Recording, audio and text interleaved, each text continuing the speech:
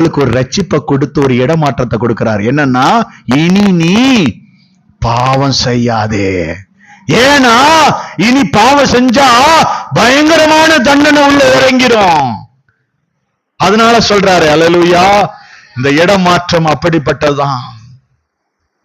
நரகத்துக்கு நேராய் யார் இன்னைக்கு பாவம் செஞ்சு ரெடியா இருக்காங்களோ அவங்கள ஒரு ரட்சிப்பை கொடுத்து கர்த்தர் மாத்திட்டாரு. நீங்க நம்புங்க. இன்னைக்கு நீங்க பரலோகத்துக்கு நேராய் நிற்கிறீர்கள். அதை இன்றைக்கு கர்த்தர் உங்களுக்கு அறிவிக்கிறார். அல்லேலூயா. நீங்க அநீதி உள்ளவர்களாய் இருந்தீங்கன்னா இன்றைக்கு நீதி உள்ளவர்களாய் உங்க ரட்சிப்பின் நிமித்தம் நீங்க மாறி இருக்கீங்க. இதுதான் உங்க ரட்சிப்பு நடக்கிறது. நம்புறீங்களா? உங்களுக்கு ஏன்னா இப்ப நிக்கிறது உங்க நீதி இல்ல, அவருடைய நீதியில நிக்கிறீங்க. அவருடைய நீதியில் நினைக்கிறீங்க. அவர் மரித்து உங்களுக்கு ஒரு நீதியை கொடுத்திருக்கிறாரு. அந்த நீதியை நீங்கள் அணிந்திருக்கிறபடினாலே நீங்கள் விசேஷித்தவர்கள், நீங்கள் மீட்கப்பட்ட அடையாளம் பெற்றவர்கள். அல்லேலூயா, அல்லேலூயா. இதுவரைக்கும் நீங்க துக்கத்துல இருந்திருக்கலாம், இப்ப சமாதானத்துக்கு மாறி இருக்கீங்க. நான் ரொம்ப நாள் அழுதுருக்கேங்க. 30 வருஷம் 40 வருஷம் 30 வருஷம் அழுதுருக்கேன். 40 போகக்கூடாது. 30 வருஷம் எனக்கு தெரிஞ்சு அழுதுருக்கேன். வயசை சொல்ற மாதிரி ஆயிரும். அதனால அதெல்லாம் சொல்லக்கூடாது.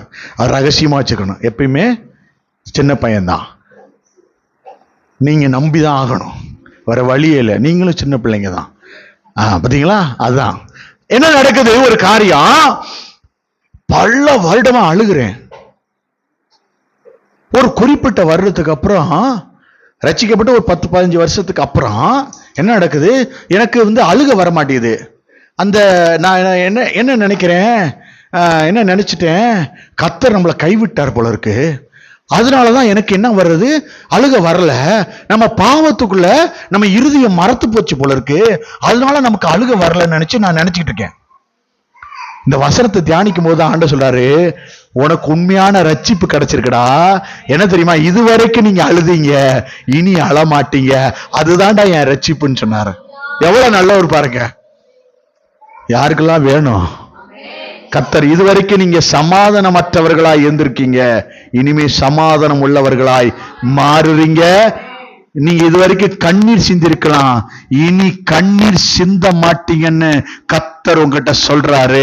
அதுக்கு உங்க ரட்சிப்பை நீங்க தெரிஞ்சுக்குங்க.